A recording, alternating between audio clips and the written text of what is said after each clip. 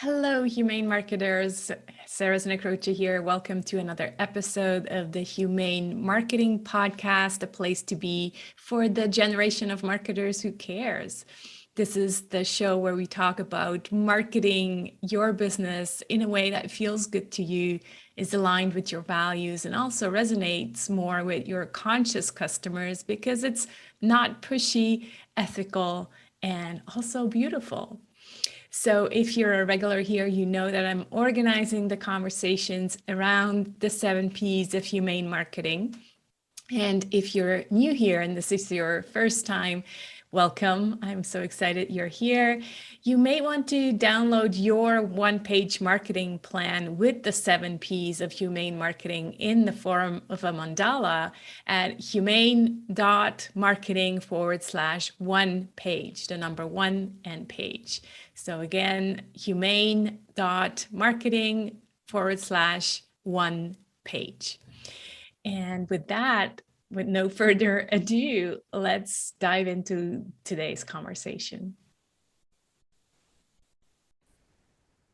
Hi, Patrick. So good to be hanging out with you and talk about quantum marketing. Likewise. Thanks so much for inviting me. I'm really excited. Yeah, me too. And we've had some off recording conversations about this because we really wanted to make sure that we, have an episode that really explains this quantum marketing and how you see it. And you notice that I'm new to this as well, and so I'm like, well, how can we make it clear to people who are also new to this? So I'm super excited to dive into this with you, Patrick. So maybe before we go into kind of the topics that we decided we wanted to cover, let's start with a definition. Like, how would you define quantum marketing in your words? That's a great question. And when I think about quantum marketing, first we can look at when I'm talking about what quantum is and the word quantum and what is the quantum structure, and then just give a sense of maybe how that applies in the context of marketing. So when we look at the quantum structure, we're looking at the nature of consciousness and how consciousness expresses itself. And your consciousness and I'm consciousness and everything you see around you is consciousness. It's this understanding that there's really no separation, that the universe is just one particle that's vibrating to infinity. So that quantum structure is that sense of you and me are inside the universe. Sometimes I think it's really funny. We talk about the universe wants this from me, or the universe wants that, as though it's different from us or separate from us. And it's not. We're inside the universe.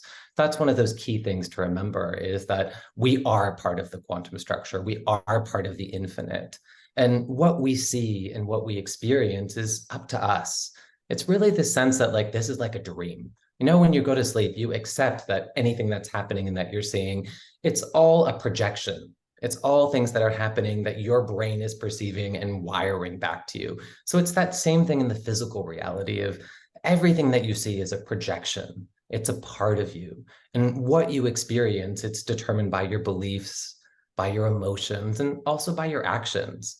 So that's kind of that quantum structure generally, is there is no separation. We experience things separately, and we can talk about parallel realities, which is also really fun. Like, the two of us right now are having a parallel reality experience. We're having the same conversation together. So we're coming together and you're looking at me and I'm looking at you. So we're having the same conversation and we're seeing the same thing, but we're also doing it through these different eyes.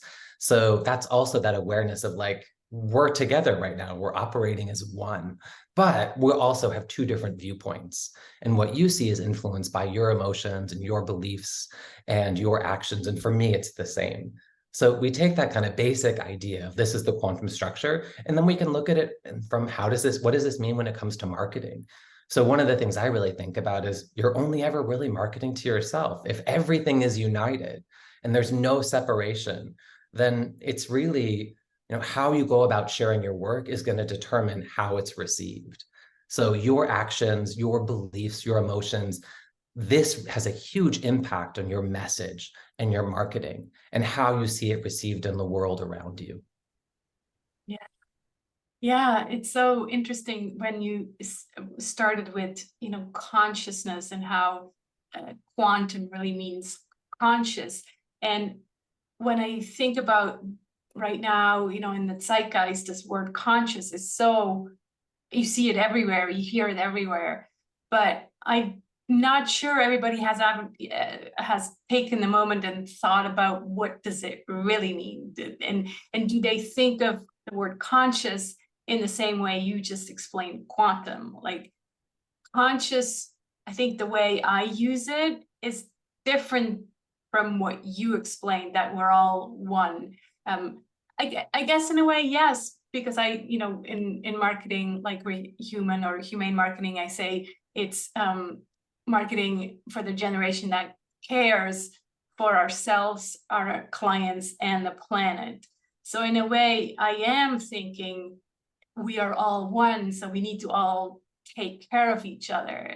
Does that make any sense to you, what I'm trying to explain? It does, absolutely. And whether you're looking at, you as your own personal experience, or you as me, or you as the world around you, you're looking at the same thing. It's like that sense of like, are you, I almost imagine like telescope or microscope.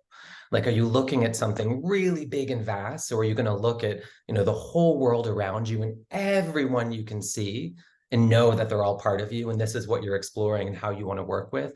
Or are you just looking at yourself? Are you doing the microscope and really looking at like, what is my message and how am I broadcasting it? And what does it mean to me? So you can really vary that scope from looking all the way. You could even imagine marketing to the universe, which is essentially what we're all doing. Marketing to things that go beyond Earth and really transmitting your messages out there into space. You can imagine that sense of marketing as big or as small as you want to.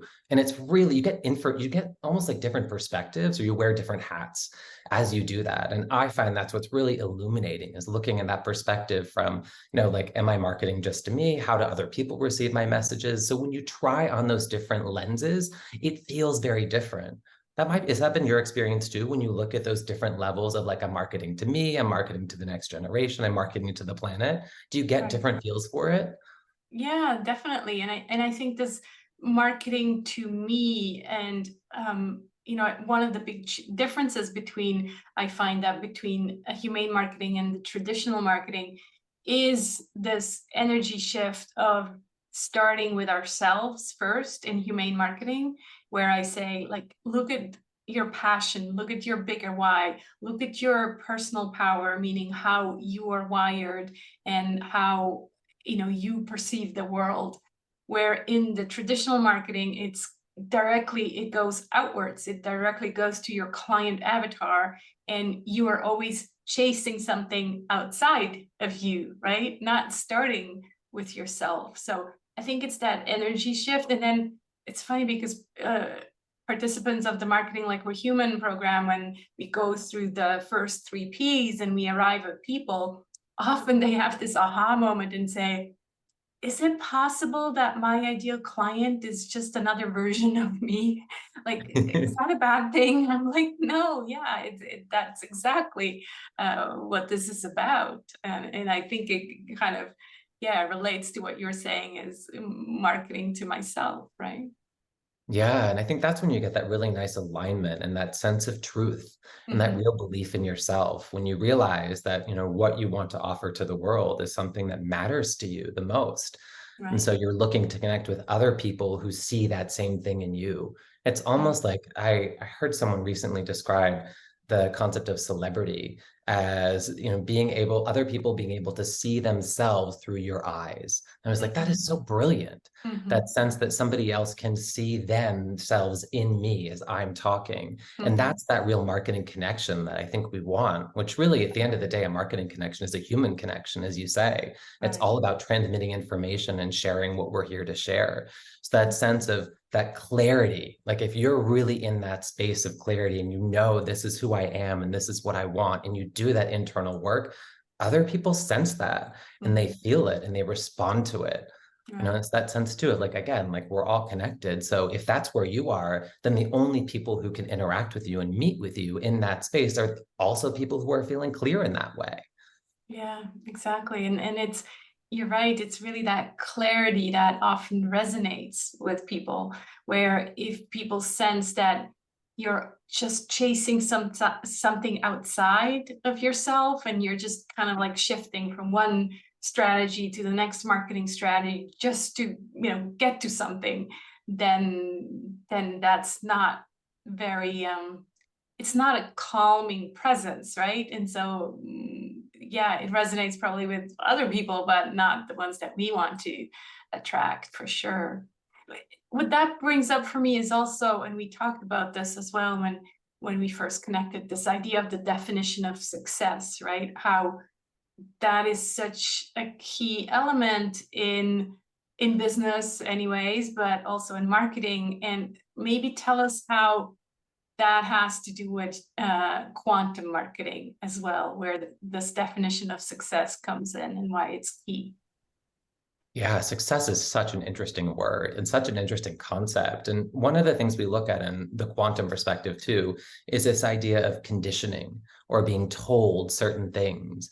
And in the quantum structure, everything is infinite, and you have a message and you can share it with however many people you want to share it with, and you can create whatever experience you want to have. And then the kind of experience that we want to create gets very almost narrowed down by our experiences over life and what society tells us. Like being successful means reaching 10,000 people, or being successful means having a product that is launched in 30 countries, or whatever the metrics are that we use to determine success. And if we work towards those external metrics, and they're not really part of our own truth, they're not really part of what matters to us, then that's when we start running into a lot of those constraints and constrictions and those feelings like, okay, well, I'm not worthy enough. I didn't get the 10,000 people that I wanted to get, or I did get the 10,000 people, but I didn't do it in the way I wanted to do it. In order to do that, I had to be awake at funny times of night where my energy was off, or I had to dilute my message and say it in ways I didn't want to say it, or I needed to do it on like these 3 different social media platforms when I don't even like social media. You always get more of what you put out there in the world. So I think this is also why we see lots of people experiencing marketing burnout, that sense of like, I can have a very successful, like outwardly successful marketing experience of getting lots of people on board, but at great personal cost because it's not aligned with where I really am or what I really feel is true. And when you do that, you're not operating from that place of authenticity, and it can be very draining. And you start almost like attaching yourself to these conditions on like, in order to be successful, I have to do this and this and this. And I must meet these things. And then when you no longer meet them because you no longer can, because you no longer really wish to, suddenly it all collapses, which is really the best thing that could ever happen. But it's not a wonderful experience. Quantum approach here is to really, again, go within and listen to this consciousness that is telling you how you define success, and then just tapping into, other coming from within and aligning with the strategies that you feel like they resonate with you because they're aligned with your values, and that will get you to that success because the definition you created it with quantum, basically. You created it with consciousness, right? Am I Exactly. Yeah, and success, because everything gets to be personal. Everything gets to be up to you. You get to make success mean what you want. And that does mean working through that conditioning and working through these things are hardwired. So I don't want to say this like it's easy, that you just wake up one day and you're like, you know what, forget all that stuff that I learned. Like this is hardwired in us. It's hardwired in our society and in our structure. So it's really a commitment. It's worth it. But it is a commitment to see that sense of, I really want to redefine success. It can also be wonderfully simple. One of the biggest questions I always ask is just, does this bring me joy? So if I think about marketing, do I enjoy what I do? And do I like talking about it? Do I like sharing it? Do I like who I'm sharing with it? And what is the response? If people are responding to me, am I glad to hear what they have to say? Or am I like, oh, like, I don't want to talk about that product again, or I don't want to talk about that launch, or I don't want to talk at all, or I don't want to be on that platform. So noticing, like, is this bringing you joy? And what are, and even just taking it down to like, what is a small step that you can take to bring you joy, to bring joy back into that process? I feel like it's a lot of unlearning from, the mainstream hardwired stuff that was just kind of like, ingrained into our brains, because patriarchy or whatever system capitalism told us, well, this is how success looks like. And now we're being asked to go and question all these assumptions and say, well, maybe that's true for me, but maybe not. And so how do I redefine it? And then look at the ways, and I guess that's where goal setting comes in, because that's another topic we said we were gonna address. Because if you talk about success, then immediately there's all these gurus who are going to teach you how to reach your goals, and be very aggressive with your goals and how to reach them, and productivity and all of that. And so I guess if we redefine our success, then we still need to somehow work towards these goals. But how are we more gentle in that process with approaching it with a quantum approach, I guess? Yeah. Well, one of the things I really think about is just keeping it really simple. And the idea of success as being joy, or being like, I find joy in my work and I find joy in my life, and I know that I am enough. Almost looking like, what is the emotional state of success, and what does that look like, and how do you sit in that space? You always get more of what you are and what you do. So if you're sitting in a space and you bring yourself into the space of, I'm going to find the joy in what I'm doing, and I'm going to know on the inside that I am successful. I guess it's also, I find it really reassuring and refreshing to go back to this place of, this is all just a dream. And it doesn't really matter whether my message reaches 1 million people, or if it never even sort of leaves my office. If I write a book and I love the book that I wrote and I don't share it with anyone, versus I write a book and the book gets read all over the world by 7 billion people. Not one of those is not more successful than the other from a quantum perspective. It's not like, oh, well, that's societal conditioning is, okay, your book is only successful if it reaches a certain number of people. Your book doesn't ever even have to be written. Your book can be the idea of writing a book and loving the idea of writing a book. That can be enough for you. So it's really that sense of, okay, just remembering it's all a dream. Everything is part of me. I'm choosing to have whatever experience I want. We're all celebrities. We're all the main stars of our own lives. So there's no brownie points or bonus points for, oh, this book was read by 30,000 people. This was read by 1,000 people. It doesn't matter. What really matters is how you feel about it on the inside. So that's one of those things I think about, is shifting the goalpost and making the goalpost very much around emotions, and making it around creativity and expression, which is really what consciousness is all about. Is like, how are you expressing yourself in the world? What are you creating? What do you see around you? And are you enjoying it? Do you like it? You don't have to, if you don't like what you see around you, then that's probably a good clue that there's some things that are going on inside that are asking for your attention. Yeah. Again, such a big shift from these left brain goals that come with numbers and figures and stats and all of that, right? To tap into the right brain and the feelings and the heart, and look at quality over quantity. It really is this reframing that is not easy to do if we are not surrounded with people who also think like that.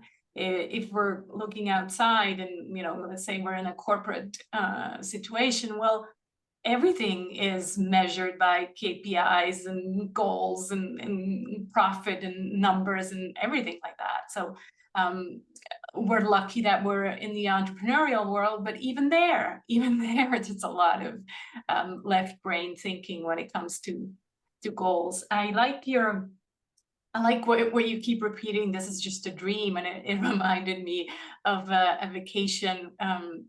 We used to live in California, in Irvine, which is Southern California, and kind of a bubble, right?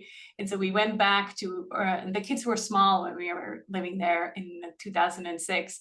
And so we went back in 2019, and my eldest, he looks around and everything is kind of man-made compared to Europe, where is a lot of history and old, and he kept saying, I think we're in a simulation. And so that reminded me of your sentence about it's just a dream. Yeah, it's like we're in a simulation. It's my simulation that I'm creating. And I think another sentence that comes to me is that I'm kind of using for myself often is just a reminder of not taking myself too seriously. Like, don't take yourselves too seriously, because that's part of the issue with the goal setting and the ambition and, you know, the productivity and all of that. Is like, we're taking ourselves too seriously, and we're taking maybe the wrong things too seriously, you know, like, yeah, the goals and the achievements, rather than the joy and the journey and just the small little things in the everyday process.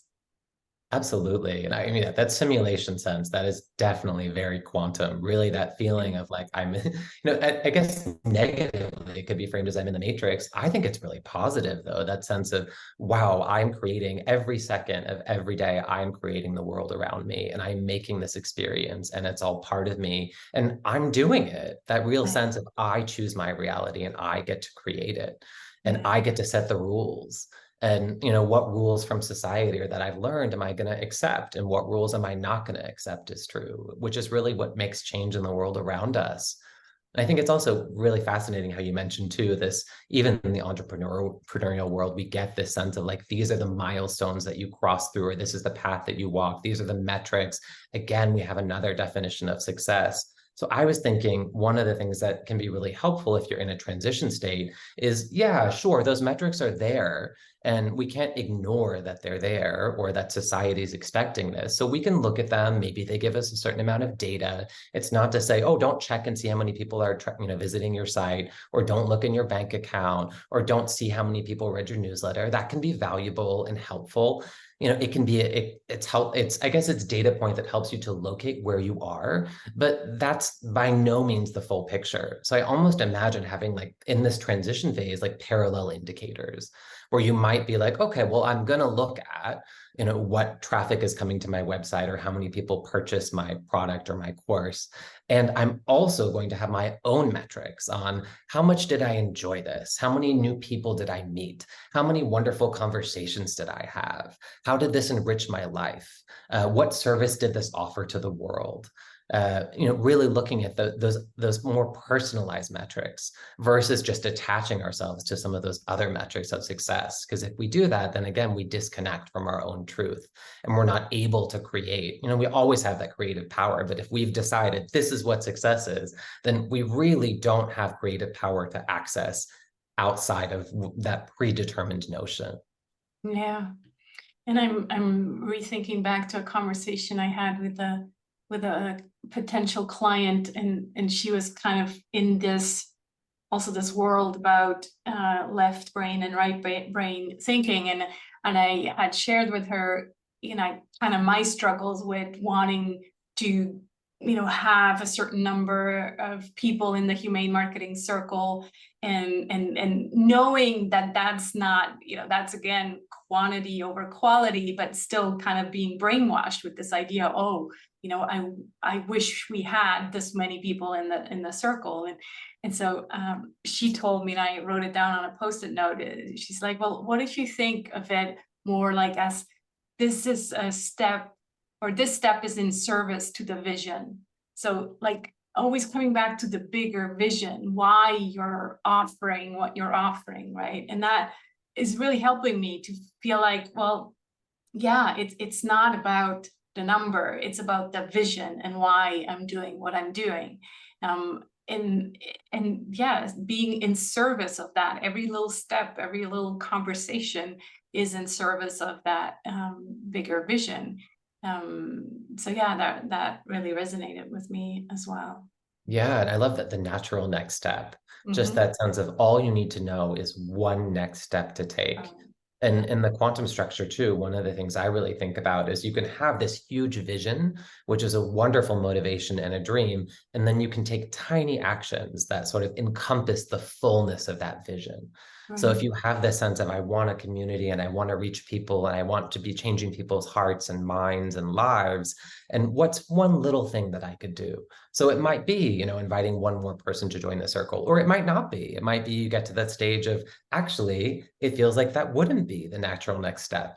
It can be that, like, growing the community up to a certain point is, sort of the natural next step. And then you'll also know when that feels right and when that feels complete. And that vision that the bigger vision that you have will then want other actions. But it's really that sense of, are you feeding it with joy? Are you coming back to this bigger picture? Are you coming back to the truth? That's such an important question. And if you don't, then that's when you kind of, these getting lost on the treadmill. One of those expressions I really think about. I remember when I was working for a law firm, someone described the I guess the attainment of partnership, which was after like 10 years of working for a firm. And the like small talk and busy talk at this firm was basically about how people were unhappy. Everyone just talked about how unhappy they were. And someone told me that becoming a partner at a law firm is like being in a 10-year pie eating contest, and then you just win more pie at the end. It was like, that is hysterical. Of course, that's like the last thing that you want, right? So you get more of what you do. So if you're doing even these small actions that are feeling really resonant and feel joyful and are in service of the vision, that really does create that next experience for you.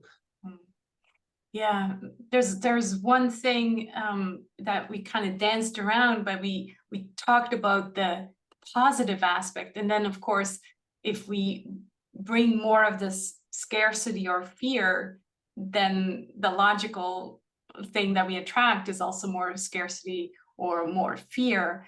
And yet, the practical side of me always knows, yes, but there's situations where people are just asking, well, how do I just pay my bills? I just need to pay my bills. So how is quantum marketing going to work for me to make sure that I have enough and without sliding into the scarcity and fear?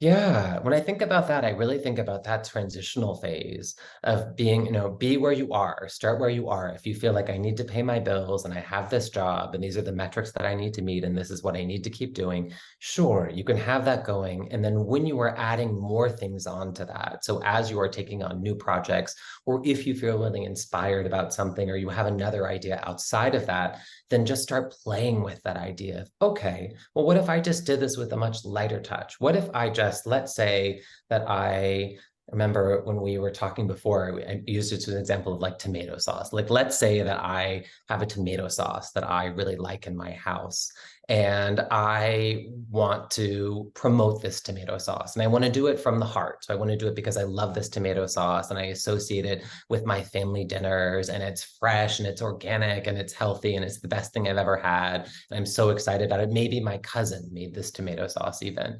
So let's say I'm like, okay, I'm going to start telling people about this tomato sauce, and I'm just going to make this my project, and I'm going to see how it goes, and I'm going to see what I can learn from this. I'm going to rediscover that joy of, sharing a product and sharing an experience and sharing emotions, and do it in this way.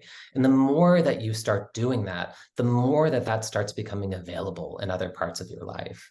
So it's more that sense that feeling of what you have to do suddenly starts to shift as you realize, wait a second, like I've actually been promoting my cousin's tomato sauce all over town, and now like their business is booming.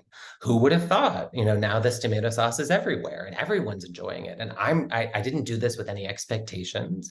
Maybe I didn't even do this for money. I just did it because I loved it and I loved talking about it. So really that sense of rediscovering that, seeing how it works, playing around with it, or even just kind of taking a little, if you had like a little mini product that you wanted to launch on top of what you're already doing, and just do that from a place of joy. Or if you want to start baking cookies and bringing them around in that sense of, I wanted to offer you this.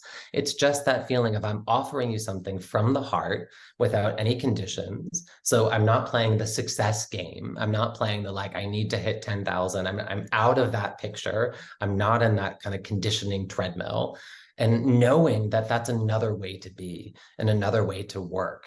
And as you do that more and more, and you see how it gets reflected back to you, and you see the joy that you create in the world, then you start to feel safer to do things a little bit differently. And it starts to feel okay to maybe let go of some of those targets or some of those numbers, and to start shifting the way that you do. Yeah. I talk about the transition also in the Marketing Like We're Human book at the end. It's like, well, how do you transition from hustle marketing and these manipulative techniques that get you the money in because they work, right? The fear and the scarcity, it works. So how do I let that go and still am able to pay my bills? And I also say, well, it's a slow transition. So get rid of some of the hustling stuff that you just really cannot touch anymore, and bring more of the joyful, humane marketing in.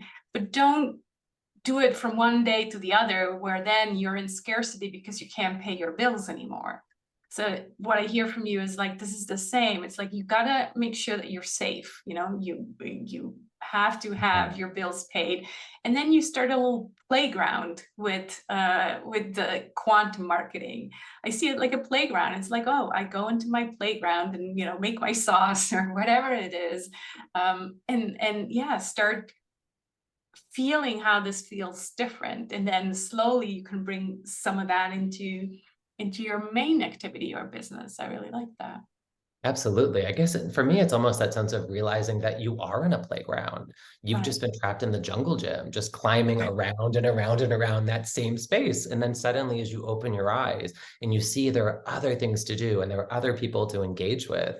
And eventually, what I think about that scarcity marketing is if you're marketing from a place of scarcity and fear, you're going to be meeting people who are in a place of scarcity and fear. And especially with the scarcity idea, this is not going to be a sustainable long-term audience.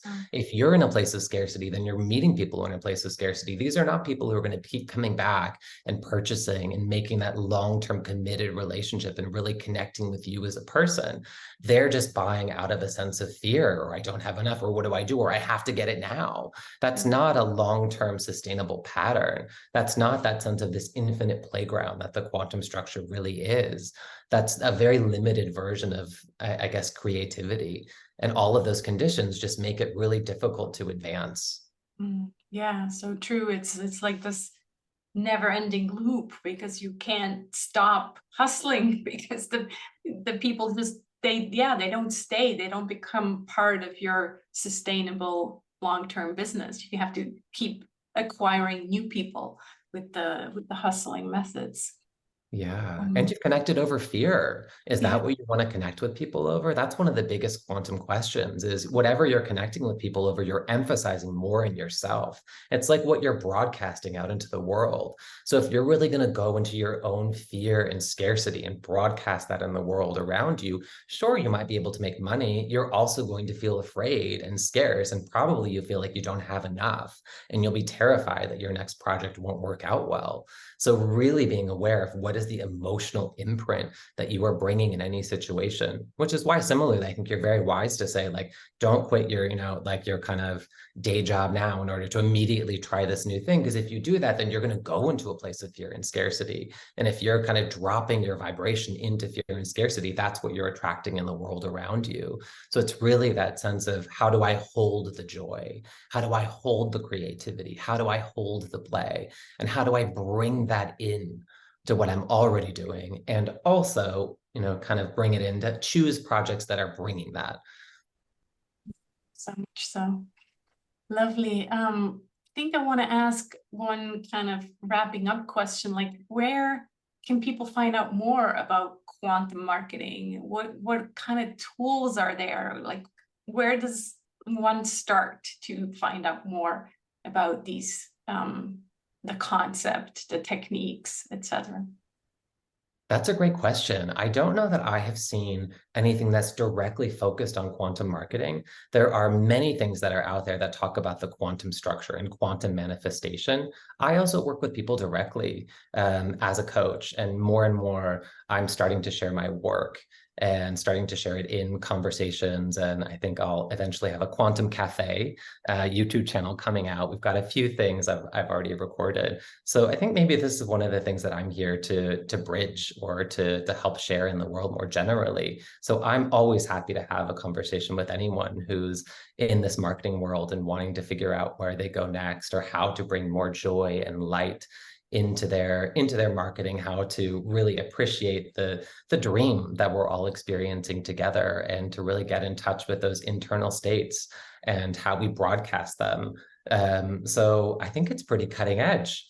I don't know that I've seen a I think full I've seen conversation a about book. it yet. I should have looked it up. I've seen a book called Quantum Marketing, let me just, why don't you share your website and where people can find you while I kind of Google the quantum marketing book if it exists. Yeah, please do. So my website is stillwaters.space. So www.stillwaters.space. Wonderful. Thank you.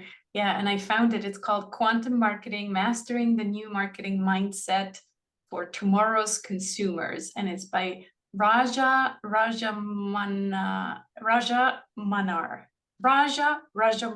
Okay. Oh, how interesting. I'll have to check it out. But Yeah. yeah, we'll definitely link to it in the show notes. So we both haven't read it, but it's probably an interesting read. So And from the quantum structure, I can recommend one of my teachers, Marina Jacobi. Marina, and the last name's Jacobi. She has a website, marinajacobi.com. She talks about quantum manifestation. Her work is amazing. It's all donation based. She has 6 seasons worth of videos. She does regular Q&As. She also talks a lot about the quantum structure and how we work within that quantum structure. So for me, quantum marketing is almost kind of like a look at what does marketing mean in this bigger picture of quantum manifestation. Because of course, like what we're marketing is what we're manifesting. And whether we're experiencing 10,000 people buying our book or 1 person buying our book, this is all the reality that we've chosen. So for me, it's that kind of bigger awareness of, well, what information is this giving me? Where am I locating myself within the quantum structure? And how do I feel about it? And then this practical sense of like, well, what are actions that I can take that can bring me into greater truth and authenticity? So I hope that this book also has that bigger perspective. I've noticed that quantum has become a very trendy word, and that it doesn't always, I guess I wouldn't say that it always correlates to what I understand as the quantum structure. This said, I would imagine there could well be a plethora of things that are out there for us to explore. And of course, we created them, right, Sarah? You know, there's like, we are the same person. So anything you wrote, I wrote. Anything I wrote, you wrote. So this person is also us. This book is also something that we wrote. So it's us just accessing that universal knowledge. wonderful. Yeah. So we'll add both links to the show notes and people can check out both of them.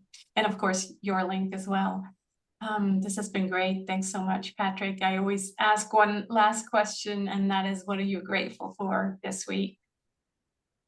My gosh, I went to the dentist today, and I was so grateful to Nobody has ever said that one. I know, right?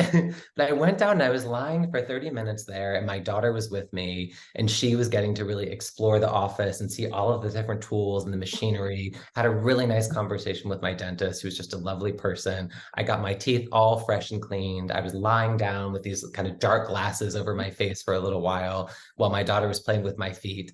And I was like, you know what? This is just like being at the beach. This just feels heavenly. So it's like those little things, right? I gotta book a dentist appointment now to feel like lying at the beach. Why not, right? Really, with the light, the way it was all done, I just felt like, oh, there's nowhere relaxing right now. I remember actually in California, it was really like that because they had this paraffin solution next to you, and so you put your fingers in there, and then it was like they peeled it off after. They gave you a massage. I'm like, why can't all the dentists be like that? See, this is the dream. The dream. It was a simulation, I'm telling you.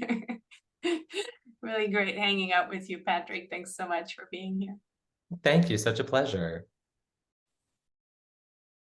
Thanks so much for watching and being part of a generation of marketers who cares for yourself, for your clients, and for the planet. We really are change makers before we are marketers. So go ahead, be the change you want to see in the world. And I hope to see you again next week. Take care.